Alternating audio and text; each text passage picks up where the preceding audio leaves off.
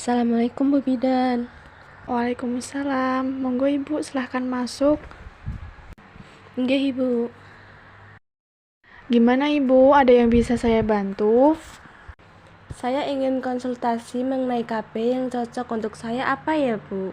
Ibu, sebelum saya melakukan konseling pada Ibu, apa KB yang cocok buat Ibu? Sebelumnya saya anamnesa terlebih dahulu ya Ibu. Baik Bu. Kesini dengan siapa Ibu? Dengan suami Bu. Oh, suaminya menunggu di mana Bu? Di luar Bu. Oh, di luar. Sebelumnya apakah Ibu sudah pernah menggunakan alat kontrasepsi Bu? Belum pernah Bu. Dengan Ibu siapa nggih? Asli. Fani Bu. Umurnya berapa Ibu? 25 tahun Bu. Untuk suami namanya siapa nggih Bu? Ahmad Bu. Umur suami berapa Bu? 27 tahun Bu. Oh iya, untuk jumlah anaknya berapa Bu? 1. Apakah Ibu mempunyai riwayat penyakit tertentu Bu? Kebetulan saya ada riwayat kanker payudara Bu. Kira-kira KB apa yang cocok untuk saya ya Bu? Ibu, untuk mengetahui KB apa yang cocok untuk Ibu, sebelumnya saya akan cek terlebih dahulu di klub KB. Itu gunanya untuk mengetahui KB apa yang cocok untuk Ibu dan aman. Baik Bu.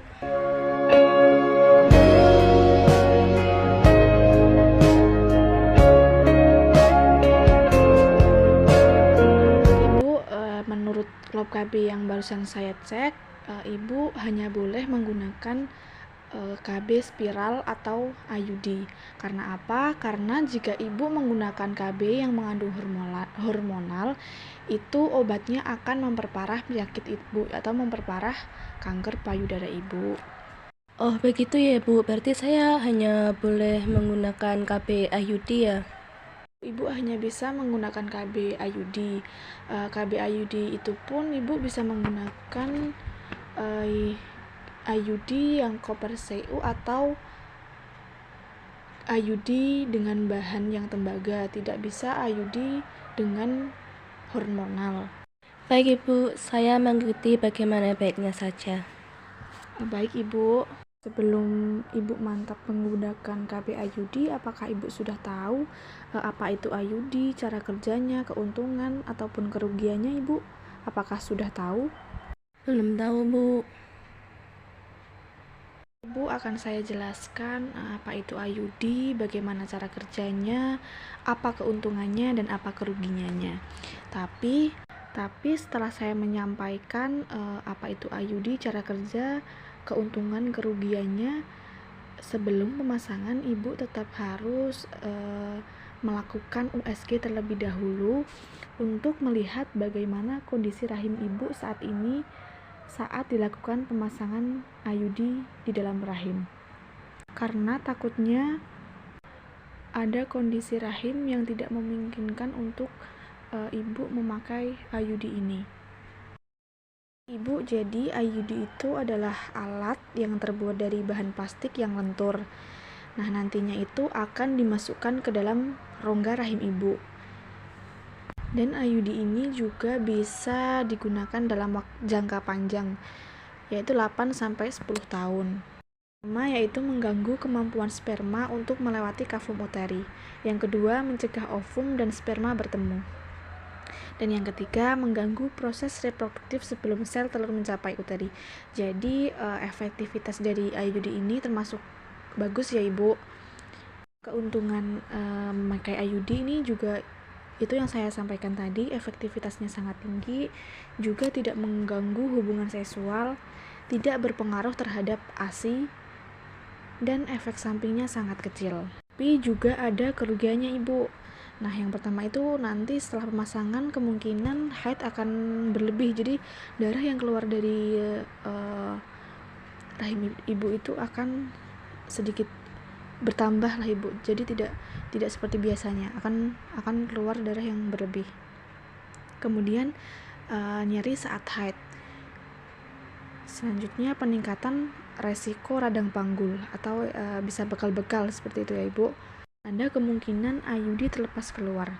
Nah, ini kemungkinan karena faktor pemasangan ya Ibu. Jadi besok pemasangan IUD akan diberikan konseling tentang pengecekan IUD secara mandiri.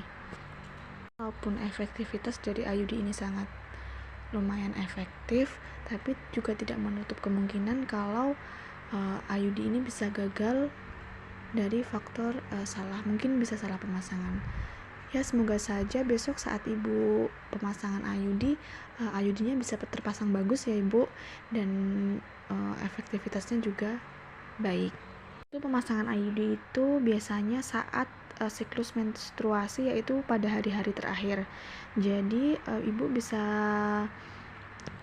dengan dokternya untuk melakukan pemasangan IUD saat Ibu pada siklus haid hari-hari terakhir. Enggak Ibu. Jadi seperti itu ya Ibu. Apakah Ibu sudah paham? Sudah Ibu. Jika Ibu sudah paham sesuai dengan instruksi saya tadi, Ibu bisa melakukan pemasangan IUD dengan syarat Ibu harus melakukan USG terlebih dahulu untuk mengetahui keadaan rahim Ibu. Nah, setelah Ibu melakukan USG, Ibu nanti bisa menjadwalkan untuk pemasangan IUD dengan dokternya, dengan catatan pada saat pemasangan IUD Ibu sedang haid atau dalam siklus menstruasi. Begitu ya Ibu. Nanti yang lebih jelasnya akan dijelaskan oleh dokternya. Jadi Ibu setelah ini bisa langsung konsultasi ke dokter. Baik Bu. Bu, apakah ada pertanyaan dari Ibu ataupun kurang jelas? Boten Bu. Bu, sementara menunggu keputusan untuk Ibu melakukan pemasangan KB IUD, Ibu bisa menggunakan alat kontrasepsi kondom terlebih dahulu untuk mencegah terjadinya kehamilan. Begitu ya Ibu? Iya Ibu, terima kasih nggih. Saya pamit dulu nggih Bu Bidan. Assalamualaikum. Waalaikumsalam. Hati-hati Ibu. Nggih Ibu.